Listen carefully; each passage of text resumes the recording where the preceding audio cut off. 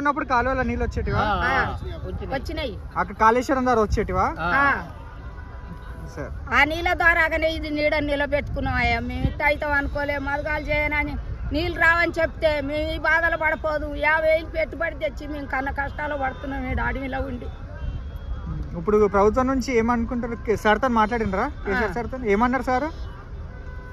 మనం అందరం కొట్లాడి సాయం మీరు నష్టం కట్టి అందాము, మనందరం అడుగుదాము, మీకు నష్టం ఇచ్చే మార్గం చేయాలి. మరి ఇది ఓళ్ళు బాగా ఇస్తారా ఎట్లా బతారా అన్నాడు సార్.